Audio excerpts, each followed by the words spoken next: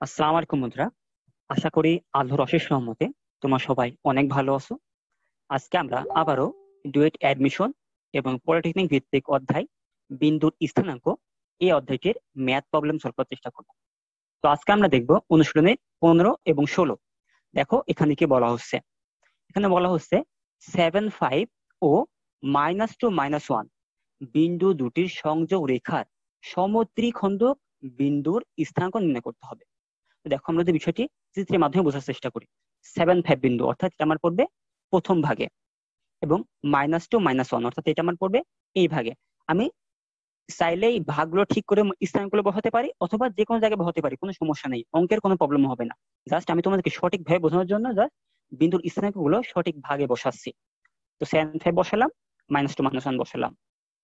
এখন তো আমরা ধরে নিচ্ছি আমাদের এই বিন্দুর স্থানাঙ্ক হচ্ছে 7, 5, তাই না? তো লিখে ফেলি 7, 5। আর এই যে এই বিন্দুটা, এই বিন্দুর স্থানাঙ্ক বলা আছে কত? -2, -1, তাহলে -2, -1।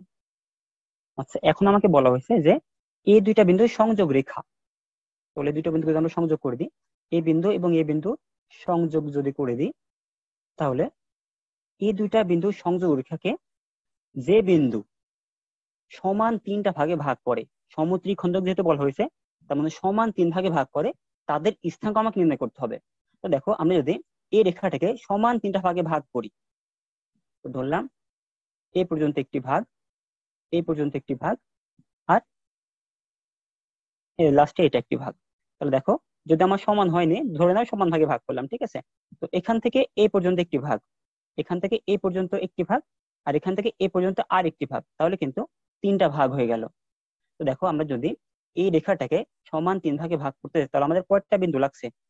এই যে একটা বিন্দু, এই যে একটা বিন্দু, দুইটা বিন্দু লাগছে আমাদের। এই দুইটা বিন্দুর স্থানাঙ্ক আমাকে নির্ণয় করতে হবে।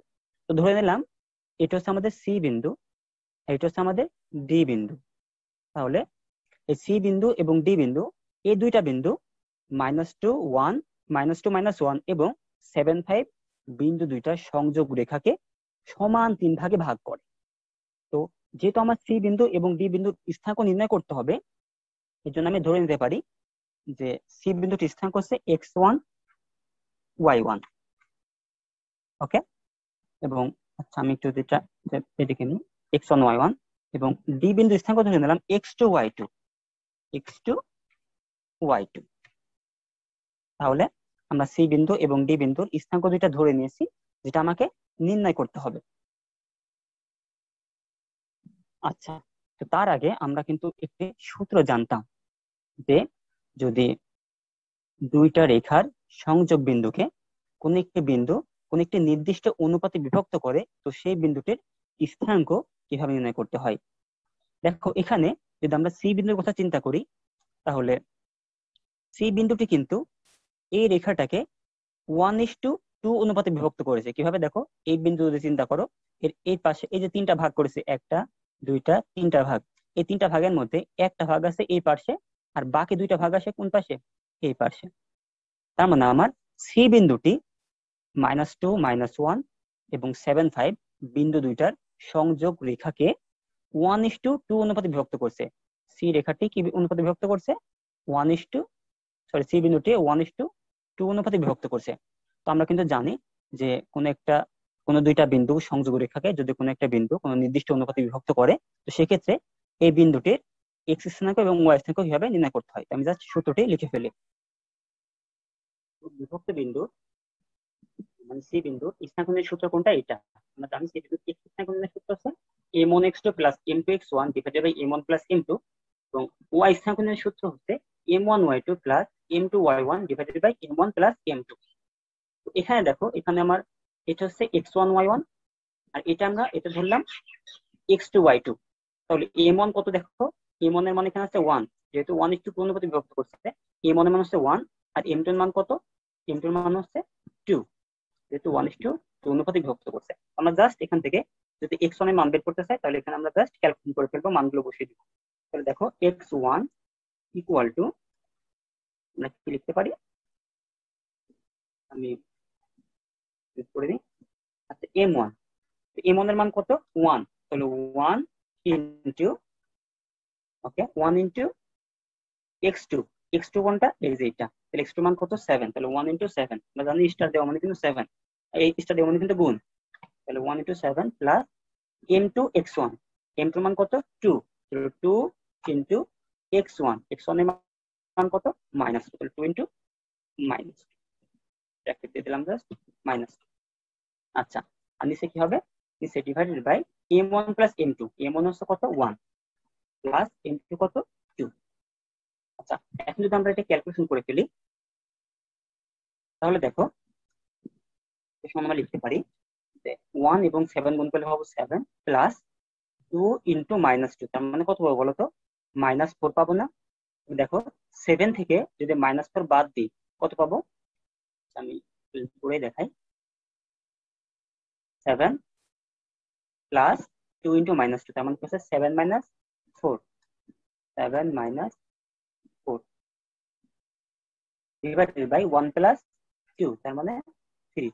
তাহলে দেখো 7 মাইনাস 4 কত হয় 3 হয়, 3 ভাগ 3 কত হচ্ছে 1, তার মানে আমরা সি বিন্দুর x স্থানাঙ্ক পেলাম কত 1, এই যে সি বিন্দুটির x স্থানাঙ্ক পেয়ে গেলাম, অর্থাৎ x1 এর মান পেয়ে গেলাম কত 1। এখন আমরা বের করব y এর মান, অর্থাৎ তাহলে আমরা যদি y এর মান বের করি তাহলে কি লিখতে পারি যে y1 ইকুয়াল টু, আমি জাস্ট লাইনটা নিয়ে নিই,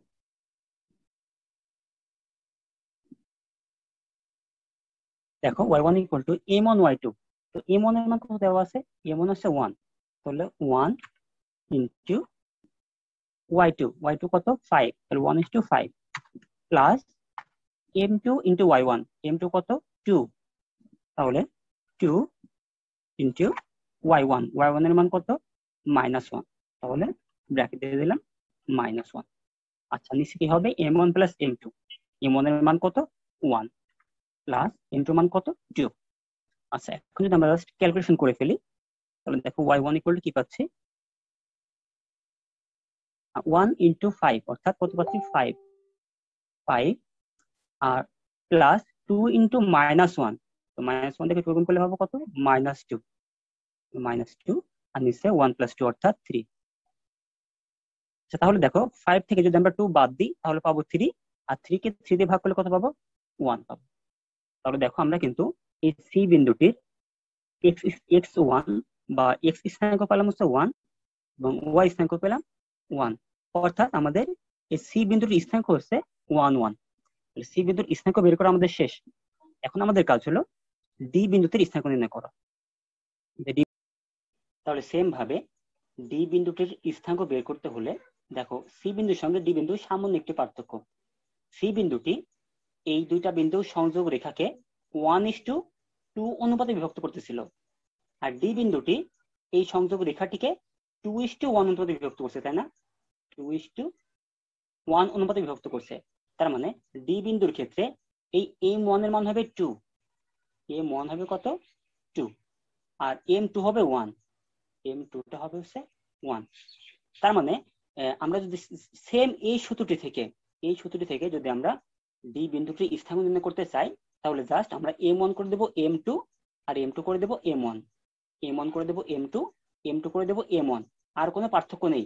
দেন জাস্ট মানগুলো বসিয়ে দিলে কিন্তু আমরা ডি বিন্দুটির x এবং y স্থানাঙ্ক দুইটাই পেয়ে যাব। কিন্তু আমরা তো অলরেডি এই নিয়মটি শিখে ফেলছি, এই জন্য আমরা আরো একটি নিয়মের মাধ্যমে কিভাবে ডি বিন্দুর স্থানাঙ্ক নির্ণয় করা যায় সেটা দেখার চেষ্টা করব। তো দেখো তোমরা যদি একটু ভালো করে লক্ষ্য করো, দেখো ডি বিন্দুটি এই বিন্দু এবং এই বিন্দু, এই দুইটা বিন্দু কিন্তু মধ্যবিন্দু বা সমদ্বিখণ্ডক। কারণ কি এই বিন্দু থেকে এই বিন্দুর দূরত্ব এবং এই বিন্দু থেকে এই বিন্দুর দূরত্ব কিন্তু সমান, তার মানে ডি বিন্দু কিন্তু এই দুইটা বিন্দুর সমদ্বিখণ্ডক বিন্দু বা মধ্যবিন্দু।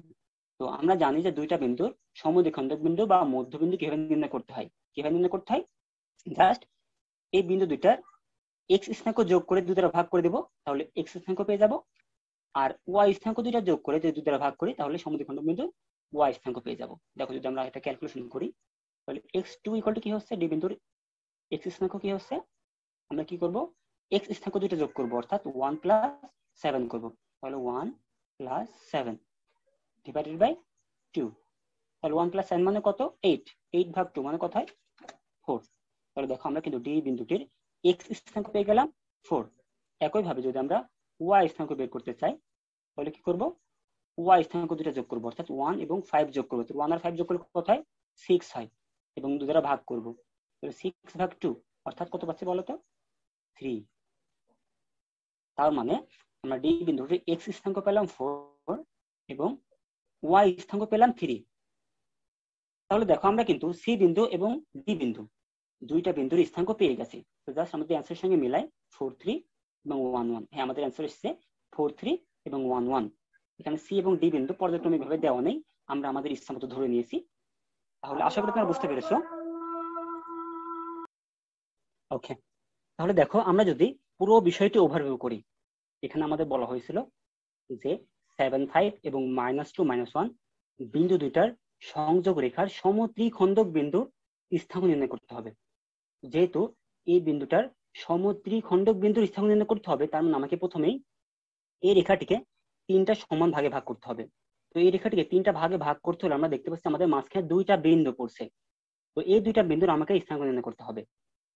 তো আমরা দেখছি প্রথম বিন্দুটি এই রেখাটিকে 1:2 অনুপাতে বিভক্ত করে, এবং দ্বিতীয় বিন্দুটি এই রেখাটিকে 2:1 অনুপাতে বিভক্ত করছে। আমরা জানি যে দুইটা বিন্দুর সংযোগ রেখাকে যদি কোনো একটা বিন্দু নির্দিষ্ট অনুপাতে বিভক্ত করে, তাহলে তার স্থানাঙ্ক কিভাবে নির্ণয় করতে হয় সেটা কিন্তু আমরা অলরেডি জানি। আমরা জাস্ট সূত্রের সাহায্যে এই দুইটা স্থানাঙ্ক বের করে ফেলতে পারি। কিন্তু আমরা ডির স্থানাঙ্ক আরো একটু উপায় কিভাবে বের করতে পারি সেটাও আমি তোমাদেরকে শিখিয়ে দেওয়ার চেষ্টা করলাম। আচ্ছা, এখন আমরা পরবর্তী ম্যাথ প্রবলেমটি দেখার চেষ্টা করব। দেখো এখানে কি বলা হচ্ছে, দেখাও যে 2 - 2 ও -1 4 বিন্দুর সংযোগ রেখাকে অক্ষরেখা দুটি সমান 3 ভাগে বিভক্ত করে। এটা আমাকে দেখাতে হবে। কি দেখাতে হবে, দেখো ধরলাম এটা আমাদের ওয়াই অক্ষ, এটা আমাদের এক্স অক্ষ। আমাদের কি করতে হবে, দুইটা বিন্দু নিতে হবে। একটা হচ্ছে 2 - 2, ধরলাম এটা আমাদের 2 - 2 বিন্দু। আরেকটা কি -1 4, ধরলাম এটা আমাদের -1 4 বিন্দু। আমাকে কি করতে হবে, এই দুইটা বিন্দু সংযোগ করতে হবে। সংযোগ করে দিলাম। দেখো এই রেখাটিকে এক্স অক্ষ একটা অনুপাতে বিভক্ত করছে, সরি ওয়াই অক্ষ একটা অনুপাতে বিভক্ত করছে, আবার এক্স অক্ষটিও কিন্তু একটা অনুপাতে বিভক্ত করছে। তো ধরে নিলাম এই যে ওয়াই অক্ষের উপর বিন্দুটি হচ্ছে সি, আর এক্স অক্ষের উপর যে বিন্দুটি এটা ধরলাম ডি। ঠিক আছে, তো আগের মতো করেই আমরা কি করব, যেমন এটাতে করলাম সি বিন্দু এবং ডি বিন্দু স্থানাঙ্ক নির্ণয় করলাম, এই সমীকরণ থেকেও এই সরলরেখাটি থেকে আমরা সি বিন্দু এবং ডি বিন্দুর স্থানাঙ্ক নির্ণয় করব। করার পর যদি দেখি যে এক্স স্থানাঙ্ক অথবা ওয়াই স্থানাঙ্ক যে কোনো একটি স্থানাঙ্ক শূন্য আছে, যদি এক্স স্থানাঙ্ক শূন্য হয় তাহলে বুঝবো সি বিন্দুটি ওয়াই অক্ষরে অবস্থিত, আর যদি ওয়াই স্থানাঙ্ক শূন্য হয় তাহলে বুঝবো এক্স অক্ষরে অবস্থিত। একইভাবে আমরা ডি বিন্দুটির স্থানাঙ্ক নির্ণয় করব, যদি এক্স স্থানাঙ্ক শূন্য হয় তাহলে বুঝবো ওয়াই অক্ষর উপর অবস্থিত, আর যদি ওয়াই স্থানাঙ্কটি শূন্য হয় তাহলে বুঝবো এক্স অক্ষের উপর অবস্থিত। যদি এমন স্থানাঙ্ক আমরা পাই যে এক্স অথবা ওয়াই এর মান শূন্য, সি এবং ডি উভয়ের ক্ষেত্রেই যে কোনো একটি মান শূন্য, তাহলে আমরা বুঝতে পারবো সি এবং ডি উভয় কিন্তু অক্ষরেখার উপরে অবস্থিত। তার মানে তখন আমরা প্রমাণ করে বলে দিতে পারবো যে হ্যাঁ, অক্ষরেখা দুটি এই দুইটা বিন্দু সংযোগ রেখাকে সমান 3 ভাগে ভাগ করে। আশা করি তোমরা বুঝতে পেরেছো। তার মানে আমাদের এখানকার কাজ হচ্ছে জাস্ট এখানকার মতোই সি এবং ডি এর মানে আমরা ক্যালকুলেশন করব, সি এবং ডি এর মানে ক্যালকুলেশন করব, কিন্তু সি এর যে কোনো একটি স্থানাঙ্ক শূন্য হবে এক্স অথবা ওয়াই, ডি এরও যে কোনো একটি স্থানাঙ্ক শূন্য হবে, তাহলে আমাদের প্রমাণটি হয়ে যাবে। ওকে, তো আমার লেকচার ভিডিও যদি তোমাদের ভালো লেগে থাকে তবে অবশ্যই আমার চ্যানেলটি সাবস্ক্রাইব করবে, তোমাদের বন্ধুদের সঙ্গে ভিডিওটি শেয়ার করবে, লাইক করবে, কমেন্ট করবে, এবং আমার ভিডিও তোমাদের কেমন লাগে তা অবশ্যই কমেন্ট বক্সে কমেন্ট করে জানাবে। আর তোমাদের যে কোনো প্রবলেম আমার সঙ্গে শেয়ার করতে হলে আমার ফেসবুক গ্রুপ সিএসসি ফ্যামিলি এখানে অ্যাড হতে পারো। আমি আমার পরবর্তী লেকচার ভিডিওগুলোতে এই ধরনের ডুয়েট অ্যাডিশন ভিত্তিক এবং পলিটেকনিক ভিত্তিক যে সকল ম্যাথ প্রবলেমগুলো আছে সবগুলোই পর্যায়ক্রমে সলভ করে দেওয়ার চেষ্টা করবো। এতক্ষণ আমার সঙ্গে থাকার জন্য ধন্যবাদ। আল্লাহ হাফিজ।